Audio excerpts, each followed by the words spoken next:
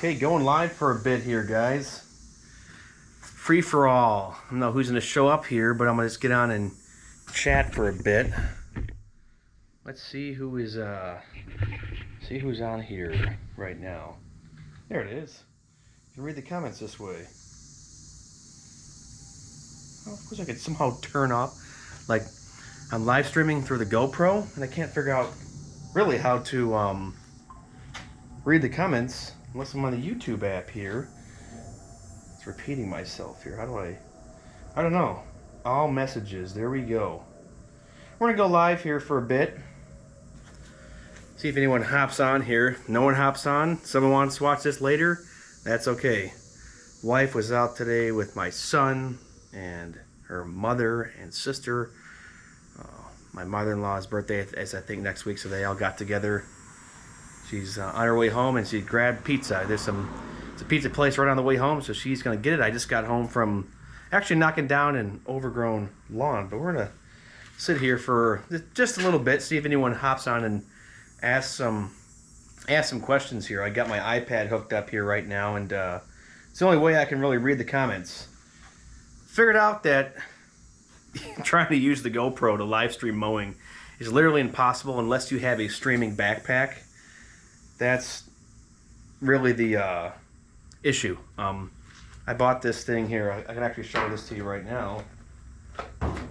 I thought the problem was my phone, so I'm on AT&T Unlimited. The service is not very good, and doing a mobile hotspot to the GoPro wasn't very good, so I bought this little portable router to try to tether it so I would actually connect the phone to this here, and I thought the connection would be better.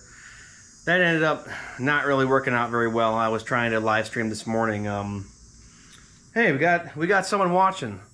Don't know who's watching, but it's a free-for-all. If you want to ask a question or something or just chat, maybe it's Cameron. I'm not sure who is really watching right now. But anyways, back to this. It's a portable router, and I thought maybe using this would just provide a better connection from my phone here to the GoPro.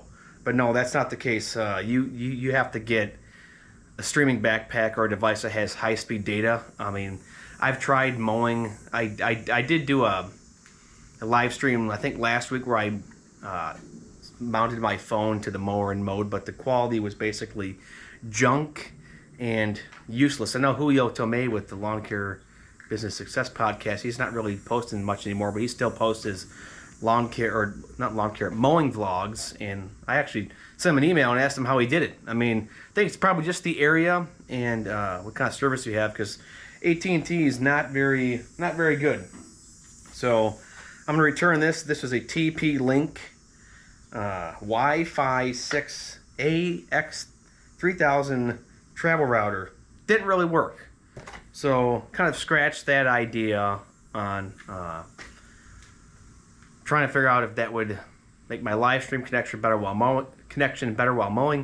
Going to go back up to the drawing board and probably maybe invest in a streaming backpack, because I would love to get some point of view shots of actually being in the field and mowing right then and there. Even though you guys are probably mowing when I'm doing that, but people like to watch it. So I don't know. As we grow the channel and get bigger, might do that. I will put together a video using the Segway. Do like probably a 25-30 minute video of using the old Segway. Oh, not the old Segway. It's a Segway 9Bot S2. Best investment from Cameron Duncan with the Lawn Care Life in Missouri. He actually told me to get one, and I got one. He didn't think I'd actually get one, but I can trim on basically 90 to 95% of my lawns. A couple lawns that I can't trim on because they're too steep. Cameron got a hold of an EUC. It's an electronic unicycle. It goes like 40 miles an hour. Way better than the Segway. But the Segway can go up to 12 miles an hour. And no one's going to be needing to trim at 12 miles an hour. But if you do, I would suggest guys getting a Segway at least for edging. I edge weekly. This is what gets your route density. This is what separates you from the little Chuck in the Trucks or In Debt Dans or other guys who, I mean, I just, maybe I'm too OCD, but I just can't edge bi-weekly. I've tried, it just doesn't look good. Edging weekly is the way to go. That's how you get 45 lawns in one neighborhood. Not all in one spot, but in all the same neighborhood. That's really just how you do it. Edging weekly will save you big time, and guys need to do that. Oh, got another like here, waiting to see if anyone else hops on, but I can just ramble for a bit until my wife comes home with the baby. But yeah, Segway 9bot S2, $550 on Amazon. I've already talked about this, but we have new people hopping in, listening, and oh, I see we have another viewer. Hey, leave a comment. But yeah, $550, and then the tires were like, I think I got upgraded tires for like $40. Upgraded that, so they're a tad beefier. Works out well. It took me a long time to really get used to trimming on the Segway. It's self-balancing, but I took 3 pretty big falls, and the last fall that I had was a couple weeks ago. The guy put a French drain in his yard. He didn't put it deep enough. You could call them just a downspout drain, but I just like to call them a French drain. And he put one in there, and I didn't quite see it, and I tried to. It was just a dip in the yard, and I tried to go over it, and no, I ended up flying off of it and landing on my wrist, and I bruised my wrist badly. But praise God, by the God's glory and God's grace, that I didn't actually break my wrist. Because that's a question to ask you guys though too, is what do you do? I'm just holding this blade, it's like my souvenir. What do you do as a solo operator, say if you break a leg, break an arm, you're out of commission? And if you've built up that customer clientele and that customer loyalty, then they would stick with you even if you're out for a couple weeks. They can manage, they can get someone else, they can cut it themselves. That's the kind of clientele that I have. If something were to happen to me, I can tell you beyond a shadow of a doubt and for a fact that if something happened to me, I would basically retain all my clients, because that's how loyal people are. But got the Segway, finally got used to it. Trimming on it's fun. I've been bouncing around strimmer tring and line right now, trying to figure out what I want to use. I might go try some Ballard line. I might go back to the Echo Black Diamond line. I was using this kind of, I think it's some Chinese knockoff square twist line right now. It's black, white, and orange. It's a .105 line, but I've been going through this a lot faster than my previous line. I had a Caco previous line, was basically like a knockoff Oregon line. It was square, and I think it had a metal wire in the center of it, and that line actually I could actually get a lot more durability off of that line, and it wouldn't just waste away so quickly like this. I don't even know the name of the brand. Here, let me pull up the name of this brand, this line here again. I keep forgetting it. Just go on Amazon and look. You can just find a whole bunch of random string trimmer lines. Try them out. They all relatively are the same. It is called Cleparis 3-pound super heavy duty trimmer line. Cleparis, there. That's what it was. And you know, it doesn't. At the time that I bought it, it had a couple of ratings, and it was like a 4.5 or 8 star. Sorry, I'm itching. I don't have any boogers on my nose. At the time, it was like a 4.5 or 8 star. Now it's dropped down to a 4 star. I might give it like a 3 star and say it really isn't all that good. Hey, we got 3 viewers on. If you got a question, type something out. I'm just here kind of hopping on for a bit. I was talking about the Segway. Then we popped on over to some trimmer line. Always in the game. Is there any company that actually makes their trimmer line here in the U.S.? I mean, Oregon's been around for a long time. They have the Gator line. I know Ballard has his line. Kind of hopping. I mean, all of it does the same thing. I think it was at Raleigh Spencer, my buddy. He was mowing, trimming with a .80 line. I've never gone that thin. You at least want the about .95 to .105 here. My buddy Rocky's calling me right now. That's funny. Who calls me on air? I think we might be doing I don't know if he's gonna be helping out we have a hedge trimming bush job tomorrow. It's this guy. He's in a corner lot near a main road, and he's got this long hedge that goes in between power lines. And I looked at it. I think it's like 45, 50 feet. So I bid him $375. I think maybe it would take 90 minutes. I'm not going to take that much off of it, but I'm going to make it look better. I got the Echo pole trimmer. I think that's a 26. It's an Echo weed whip, but it's the attachment. It's a PAS series, power attachment series. I am terrible with like model numbers. I mean, basic whips. Okay, the Echo 2620. I also trim with the Shindawa T262. It's a power attachment pole trimmer, and I also have the Still for like the detail and fine work about my height. I have the Still handheld HS56 hedge trimmer. So $375. Hoping that will take me maybe 90 minutes. Not sure. And the cleanup. The great thing about cleaning up these jobs now is like the dump insert.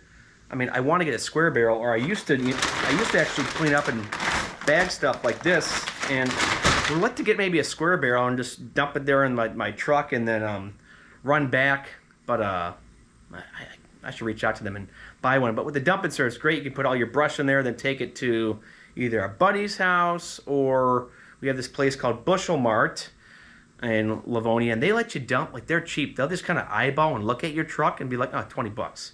We do have someone else watching right now.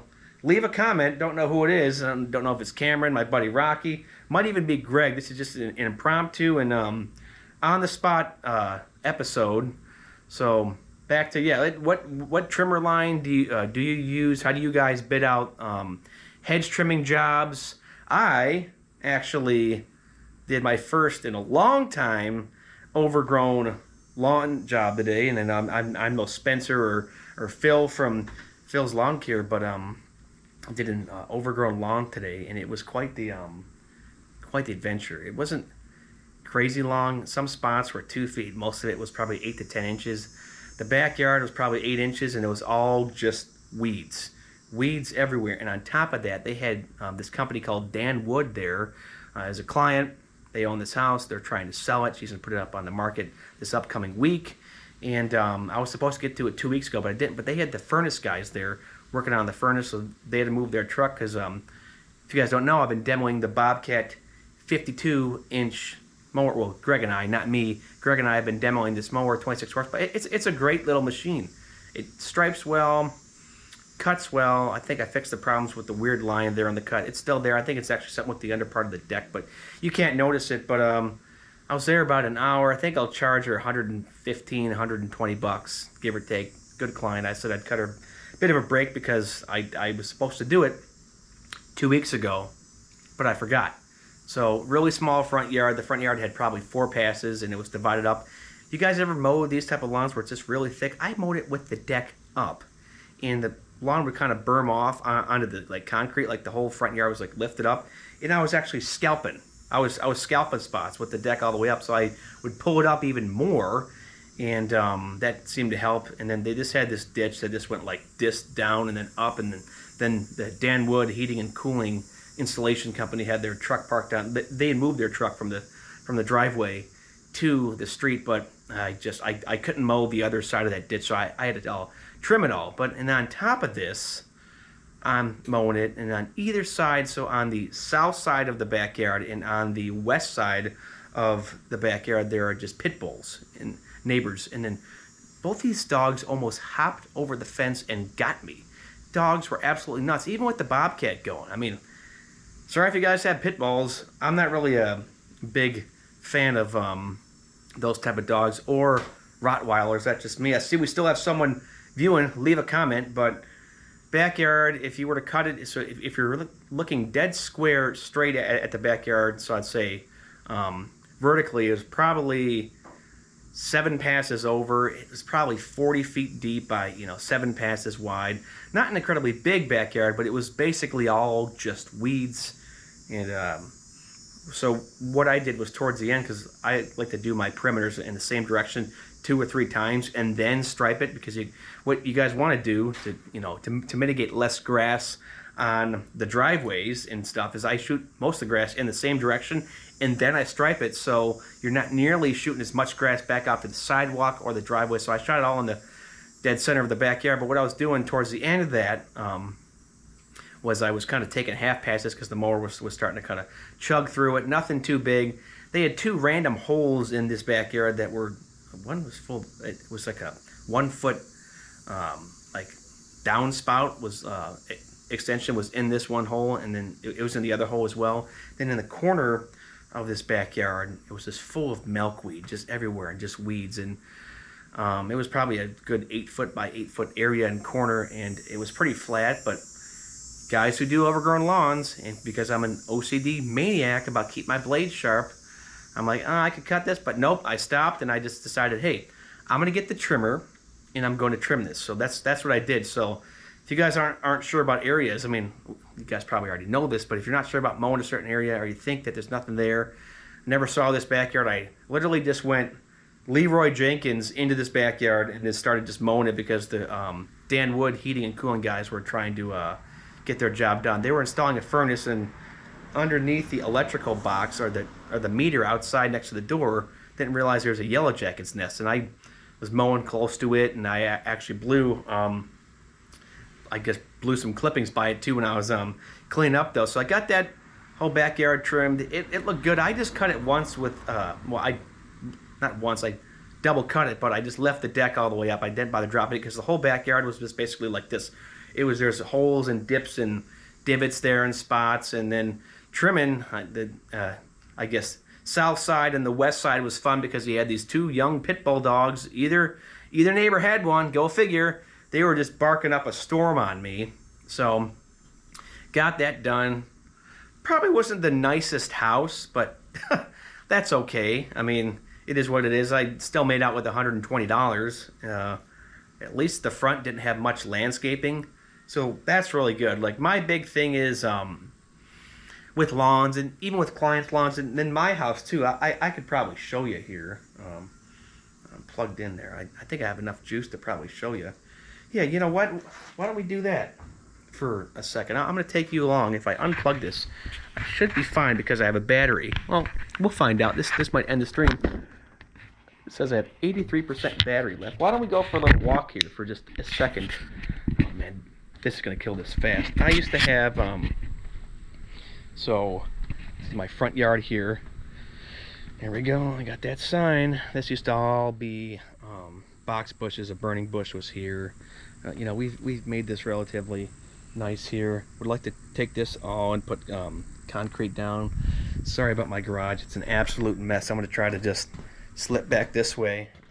Man, I got something in my eye. I wear a lot of eye protection, and I still got something there in my eye. Let's get you back on here. I'm trying to learn on the stream though too, for you guys who want to do this though too.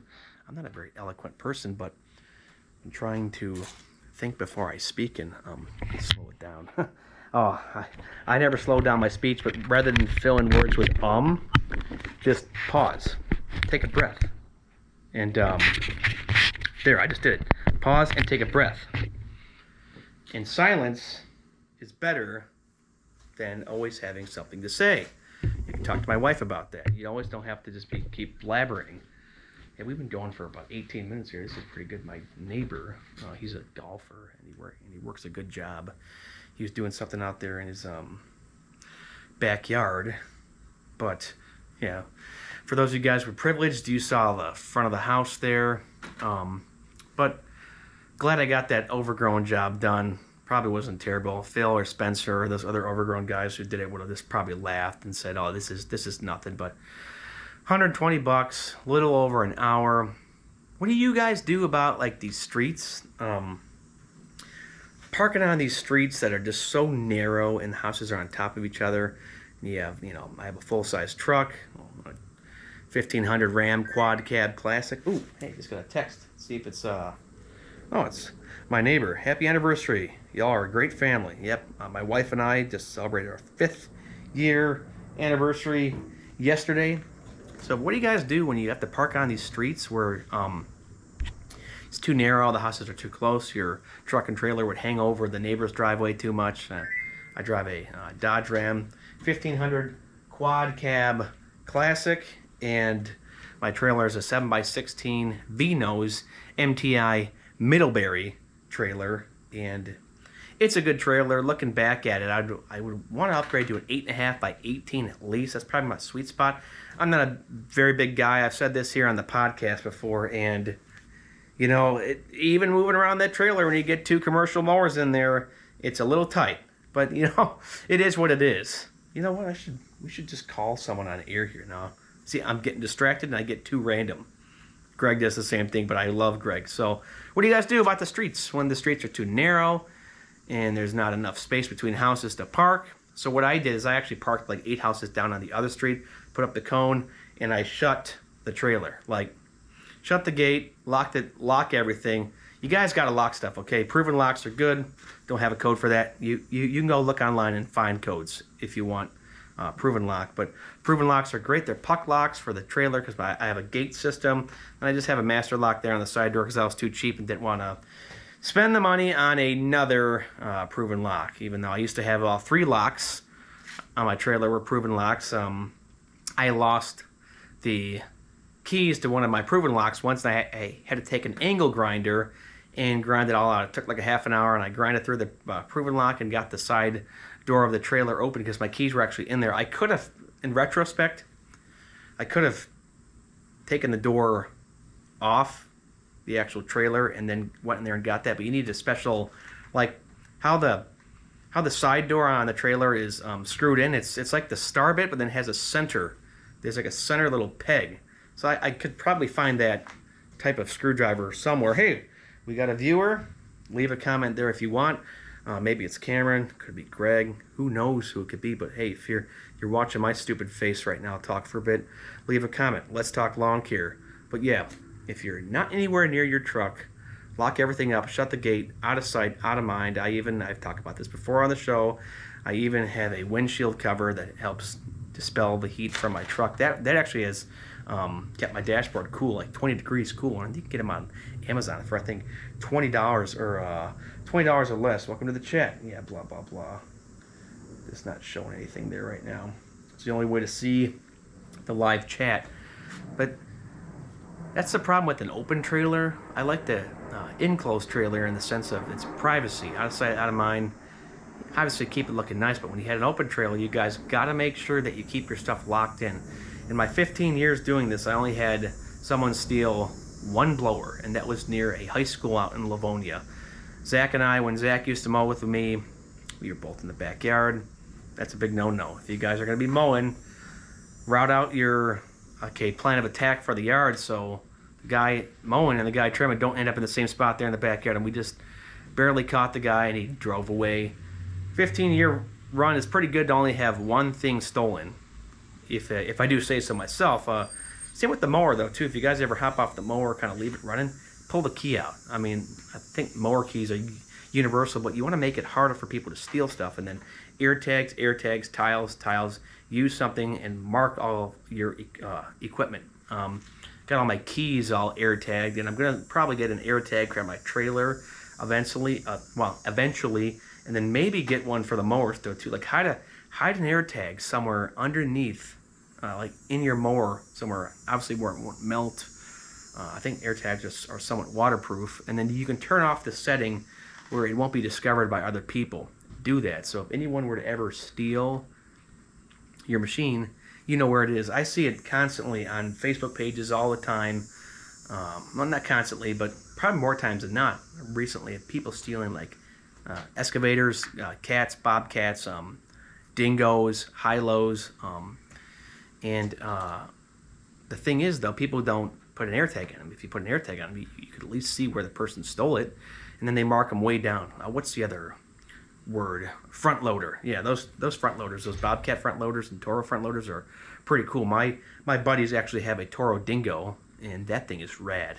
sound like I'm Greg. Oh, that thing is groovy. Who's this other person watching? Leave a comment. It says we got 2 watching.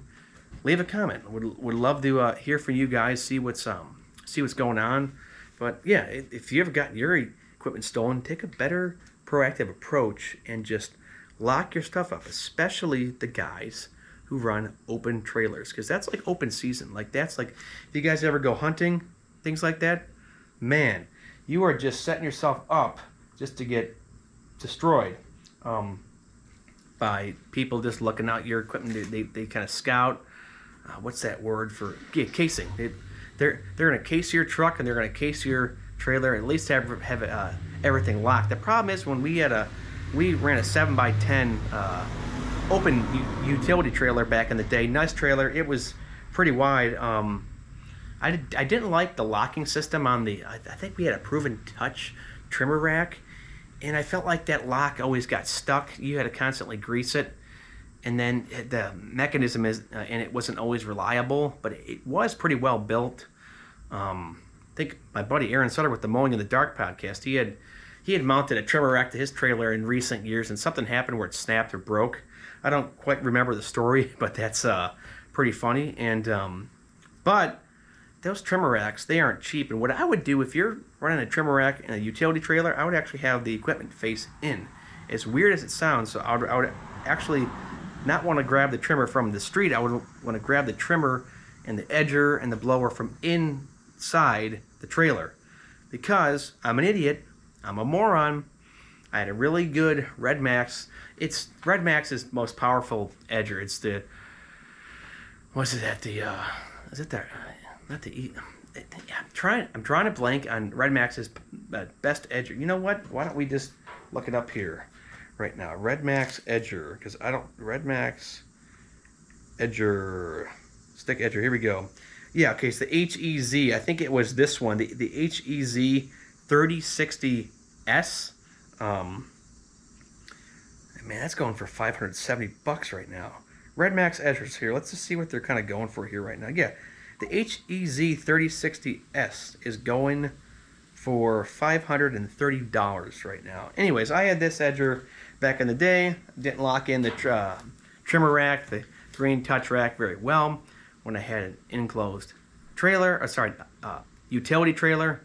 And it fell, hit the cement, and the shaft bent. But I had since, for a while after that, I had used that edger for parts. And recently, earlier last year, I had sold all my Misfit edgers and whips on Facebook for a couple $100. Just someone came and bought them. But if I had the rack facing inside the trailer rather than having the rack facing out towards the road, it would have just fallen on the floor of the open trailer, and I would have probably been fine.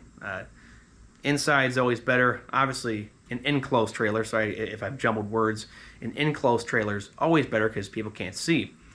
Used to have the Green Touch racks, the green ones, no pun intended, in the enclosed trailer.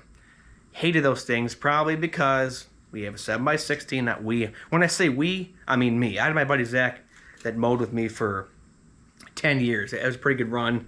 So I didn't really know how to run the business very well, but I made a good amount of money with Zach. If Zach's watching, Oaks, thanks. We still go out here and there and get some brews. But Zach was a big guy, and we installed the Green Touch racks in the enclosed trailer, but it would protrude out like a foot. Like, not a, 8 to 10 inches there, maybe a foot. Anyways, if you have the Green Touch racks, you know that they stick out. And it was just, the mowers would kind of hit them sometimes, or we'd bump into them. So what we did, got rid of the Green Touch, sold those, got vertical E-tracks, put them on the walls. That's the best thing I ever did. I kind of want to trademark this and maybe design this product. E-track mounts for your blower and weed whip rack. It's an E-track. You can call it trimmer and blower rack. It's absolutely great. It is pretty cool, and it's inexpensive. You can put it up there for like $50. Just measure them. So I measure them the same distance as you would measure width as you would measure a normal like Green Touch rack. And what's the other one? Equipment Defender racks. But just measure them the same distance, but then you can mount them if you have an enclosed trailer just with self-tapping screws. And then there's these things, you can get these E-track strap clips on Amazon. They're really cheap, and you can just mount them. It's so much easier taking your trimmer on and off with the E-track clip. They're kind of like, how do you describe them? They're clipped on both ends, and they're like they're strapped, but there's clips on both ends that you can put into the rack, and it's really simple. And the trailer and the trimmer and the edger and the blower sit there nice in the trailer. The wall doesn't get burned. You could put up a heat shield there on the wall. I do notice that there's a little bit of what do you call it? There's some wear marks there on the wall from the muffler shield, but nothing's burned. But really inexpensive. You can get yourself a enclosed trailer rack for less than $100, and the shaft on my trimmers and edgers haven't busted out yet. It's a really nice thing. Got one for the blower too. E-Track blower rack can hold up my EBZ 9000 in the wall just fine. The big Redmax EBZ 9000. Heavy blower. I like that blower a lot. My brother was using it. My brother was going down to seminary and moved back up here. Drew used to cut with me too for a while, and he's had some free time, so he cuts with me 1 or 2 days a week, and he was using the EBZ 9000, and he said, man, this is heavy. So he actually had it, there's a chest kind of clip to hold the blower in, and he actually had the waist clip on too, and I'm like, don't clip it in the waist clip. You look kind of like a dork, but he said the blower was heavy in like a jetpack. It's always good to get a good perspective of someone who's not in the game regularly anymore, or get, the regular person's take on products, because they'll have a completely different opinion than, we will. Hey, got another like. We got 3 likes here. We got someone else watching. Leave a comment. Please leave a comment. I'm just kind of chatting right now until the wife and baby come home. Their wife was hanging out with her mother and sister for a little birthday deal for my mother-in-law, and so my son was there. And on the way, we're getting Tomatoes Pizza. Really good thin cut pizza. It's awesome. I think it's like 35 or 40 bucks, but it's worth it. It's some really good pizza. So, but looking back at things, we've been talking about trailers though too. I would still like to have an open utility trailer just to have one. There's really no reason, because what you could do is build sidewalls up on an open utility trailer and haul mulch that way. But even that's a pain. You should probably just get a dump trailer for that. I would get a dump trailer first before I just got another open utility trailer. But with the dump trailer, I would probably have to I would need to get a 2500 truck, either in a Ram or a Silverado. I'm kind of sticking with the Rams or the Silverados. I still do like the Fords. I had a 2016 Ford F-150 work truck for a long time, and I got that for 20 grand, and I put some miles on it, and I sold it for like 18.6 to Carvana about 6 years ago. That's before our local Carvana kind of went under. They had apparently they got in trouble with the law because they were filing papers the wrong way. But yeah, now the goal, it would be nice down there in the future to get a 2500 truck. Maybe get into the plow game. I plow with my buddies, but they pay me really good money, so I'm kind of in the driver's seat there for now. I'm still staying really busy during the winter, and that's all that you can ask for between plowing with the buddies. And we did more salt events last year, which is fine. Salt is where they make their money. They pay me handsomely. And on top of that, when I needed some supplemental income, DoorDash. I was DoorDash, and I'm not sure if I really want to DoorDash this winter. Oh, that's a whole different thing. Now we've talked about, guys, different ways we can make money during the off season, and we probably will again. You can DoorDash, you can deliver pizzas, work for someone else. I thought about maybe working, maybe 20 or 10 hours a week, with a finished carpenter or something like that. Always be. That's the one drawback to lawn care, and I'm glad that I got the segue. You want to always be learning something new, because that's what keeps your brain healthy and young, and you can prevent Alzheimer's from actually always learning a new skill. And even with mowing though too, it's good to kind of change up how you stripe all the time too. Don't always cut the same direction every week. I'm changing my direction up weekly because it's rutting the lawns even less that way. But point being said, always learning a new skill. And the Segway, trimming on the Segway, that's been a learning curve, and I've done a really decent job at learning that. And I'm going to bring the Segway down to the expo. You can use the promo code Turf Nerds or Tony or Phil to save 50%. See, we don't just promote our show, but we, like the other guys here in the LCBU, the Lawn Care Brothers Unite group, headed up by the Cameron Duncan with the Lawn Care Life in Missouri. Hey, got another viewer on. If you're watching right now, ask a question before I hop off here. I'll be on here until the lovely wife and my awesome son come home. Maybe my wife's watching. You never know. But back to what I was saying. That's where it can get kind of tough with lawn care, because you're out there mowing. You already know how to do it, and it's mind-numbing. But you can always still learn on the mower by listening to books, obviously podcasts. But really, listening to books has been a big blessing for me. A lot of ebooks here. You always want to be learning and keep your brain going, but you don't always have to have something blasting through your ears while you're cutting. Sometimes I like to just listen to nothing while I mow, or music. I've been kind of hopping around to some music though too, mowing, and it's been fun. I've been listening to kind of guilty pleasure Disturbed lately. They're probably not a really Christian or God glorifying band, but just for the sake of like more like that, the music kind of gets you in the zone when you have to trim, or you say you do take a bad fall on the Segway, you're more pumped up and amped up. Let's go, baby!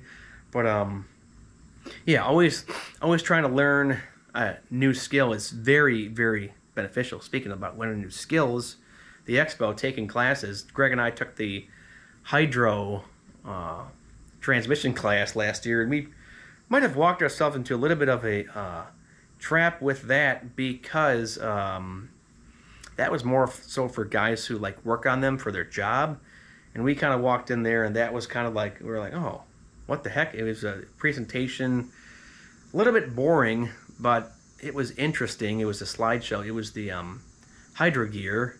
We were trying to get this guy on the podcast, but he kind of, no other way to say it, I'll just say it nicely, he kind of chickened out and didn't want to come on, even though he said that he did. But it was informative. We asked some good questions.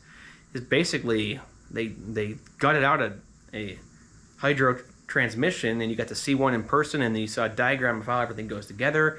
Guys would ask questions, but yeah, with that being said, always learning something, and that's where the Expo classes are great. Sorry to abruptly end this. My wife is home. Here, maybe I'll pan the camera there. You can see for a second. Say hello. There, check out that nice piece of junk van, but it runs. It's paid off. 2014 Chrysler Town & Country. Has almost 200,000 miles on it. You can't beat it. I'm gonna stop this now because I'm hungry. Gotta go